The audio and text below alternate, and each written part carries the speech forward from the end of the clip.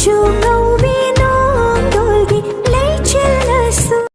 ma'am ngasi je tharoi oina thonga ba kwa ado tharoi se lai tharoi na oina namme ado phajana di chama me ina manga tara rak chame ba kwa tara rak pu helangani aha ma de mo e lai tharoi ado di asina ne thum ha pa ga se ga nga hakting na thamge tawine ba kwa adugi kono tawre ba kakke tawine ba hana ne pung ama pungkhai mu ting na thamdadi thum da tinga di phaidana ko aduna haji kakke ado koi sanu na siga phami sanu inakta tharoi chagadra chagani ha chupa haigadro chuana kamana so so na chathuga hairo kamai chup toi ba e morok sara di ha sara su chagani ya bai tu tau no ne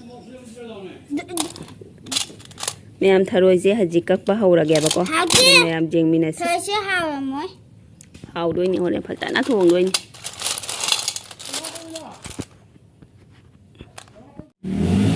tharoi je haw ro yai ro kiam chawi tharoi ni ai na se to ro ke chaw ro ga haw ri mi ne chaw ra ga kai ye chaw ro ga chup pa do haw ri ba apik pa su le si nang cha ga do se maki chi ki jaw de ne jaw nang lok ching ro ma ni ka je khare khang de apum ma su jaw e kak pa da horen jeng tai mayam kak ki ge haji tharoi se kakkan u bra tharoi ui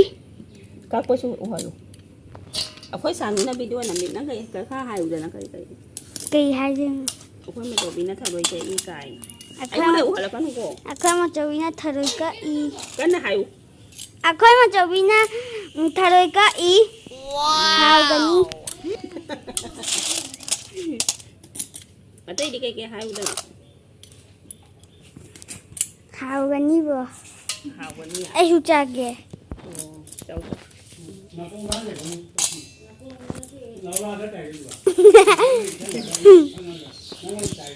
tharoi se i thoi ko asang ma thoi ke green color di tharoi ji mahi hai e Chede ngoi mama kape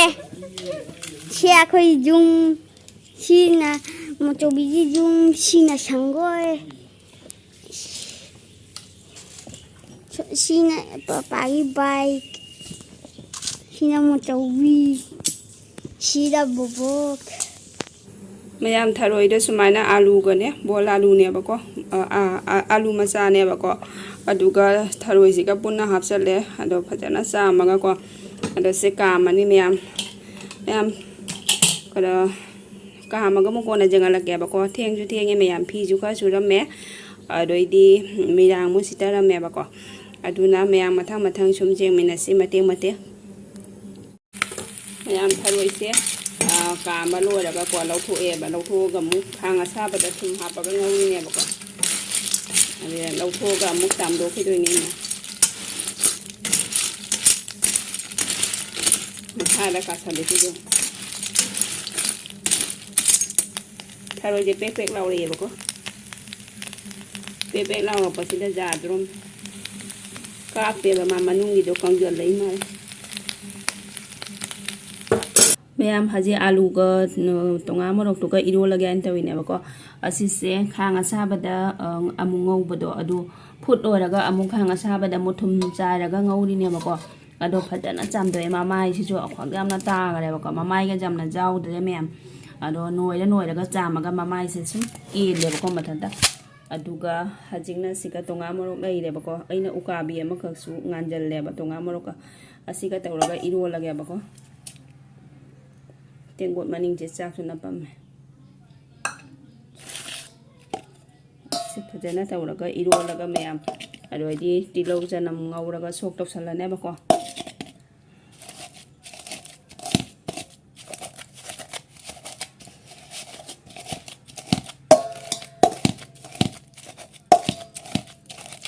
yam sumaina tharoi thong bada nga iro bada nga hapase jamna haw ne han tunga morok te ta khai le alu si mu ta khai le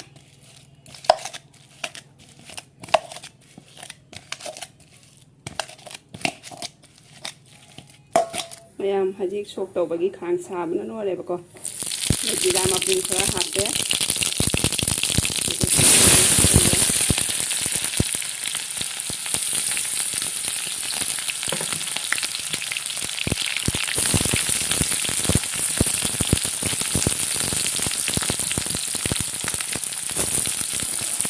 mayam tilau ngawure nako adugagi chanam ga aroi di tespata ga mu hape bako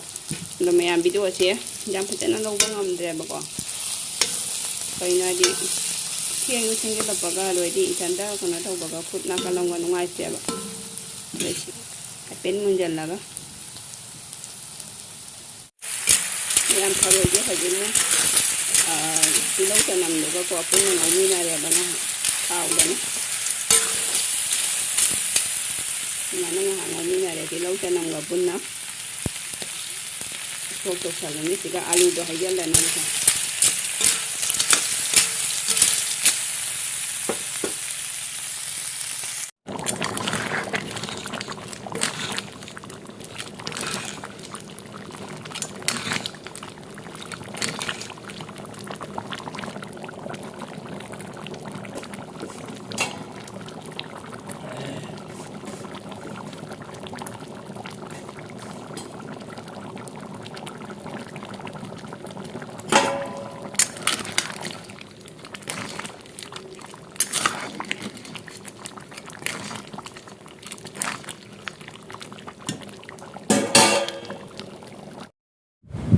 mayam tharoi thongba se loire bako ado machu siji jam hejana di phajada bane khoi morok jam cha de bako aduna morok ti jam na hapcha dre mayam khoi sanu haji tharoi jup tori mas sa roi am dai da lai ba cái hay rồi ei jup po Jabra, alu ko ko mai tharoi ko jup je jong yang jadi our sanu is Tharoi chupi. Then we are taking this Tharoi chupa. mani maning da ching ga tharoi jup ba tharoi mayam ye un tharoi jup ba da ma thôi nhỉ tharoi jup ba da ma bu ga mayang kang de thora ba wow hay đấy nè tharoi a chou ba da jup a chou ba je sige a chou ba jup maning chu chupu mamang chu chupu cái này maning ngon để phú anh cảm ôi má tharoi cái gì giống không dân là các bạn tharoi cô chụp chứ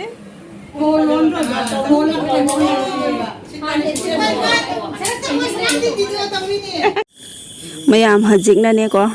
iche singche kwa chapalai ne ba ko nondin da ado akoi gi tari kun mari se phiro yama lai ba ko akoi iman gi adugi numi mari ni budi wat ne ba ko wat ni ngai da gi sum sap thoe ba wai sang na ba haina ado mayam iche singche kwa chapala pasida aina sum video se mate kha lauja ba ne ba ko ado mayam gi wari watai singa hak tami na se ko jang mina si chona chu thong mayam này thong jam ba je awa pi ne ba ma ta ngoi ba na phai a chi đi thầm ama ka ngoi ba na phai thong jam ani mamma rum ji jo mamme ba u de ma mamma ni mun mangon de mammi noi gi mangon do na de ngal le ba do ko no baba sana gi taw gi ba do kyam ngal li aduh suki kak lo ya nggak sadam ina wow saya pada ini juga pada benda sini nak kuai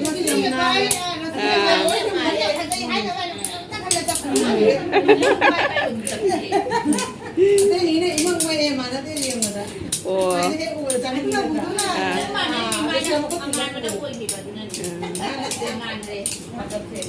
ini pada yang nak kau dah tadi kacam ni kamu untuk kerja itu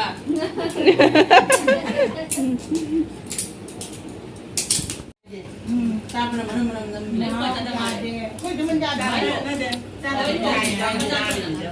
nghe mẹ nó xăm rồi cái gì, anh cứ là đom chân thì thôi gì, mà không thì là chặt cua cả. Hay đậm ra để hả? Mà nó phải ra để có về nhà ra để anh về mình ra để này đi cái nó À lấy xin đâu qua cái cháu rồi mình chặt. ว่าช้าแต่บะหมี่เห็นน้ำขวายได้ไผ่ปะ qua đó nó phải Chặt để ไผ่ใหญ่หรอว่าช้าแล้วก็ไผ่ใหญ่หรอ ông cũng cái nó còn luôn mình qua ra nó phải qua ra nó phải โอ้เดี๋ยวของเด็กเอาข้าวที่ดีบ้านนี่ดีดีบ้านมันมาขายดีโดน đi ra kiếm đi nó đi lại tháng ấy phải đi bán cháu mà đi nó sang rồi các bạn พวกควายเขามาให้ตัวฉันผู้ชม ยานี่โอ้เนี่ยโอ้เนี่ย โอ้ยหรอ อืม đây là bán đấy của cái thầy cái เฮ้ยเฮ้ยยัดปะ chặt thì đây. เอาควายจำได้เดี๋ยวนะไป Đâu khi chúng ta chân trả thì không cần.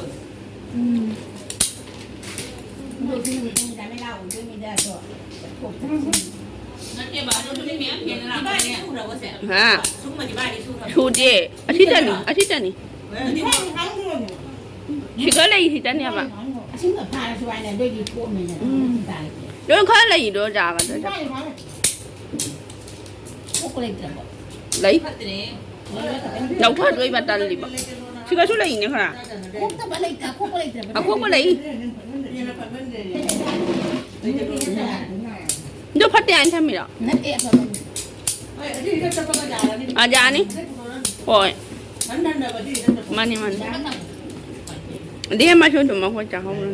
ยามนั้นเนี่ยจับฉันแล้วก็จะหาวตี Lại không có lên được này quàng này này. ฮะกะดิกะดิให้หน่อยเจียวันนี้เนี่ยให้ดอก Không có lên thì mẹ bắt quàng rồi này nè. ไอ้หน่วย cái bằng mình sẽ làm giáo đẹp và năng là cái bằng mình nó lên gì được rồi đúng là năng là cái đồ nào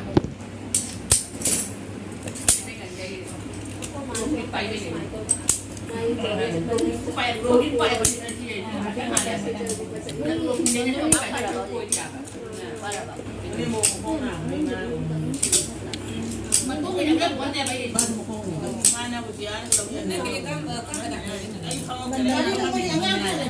Đây là nó cổ này, anh nước ta cho ta ông gọi được rất là nhiều người là nó không được hoang rồi. Nó bị đi đấy rồi.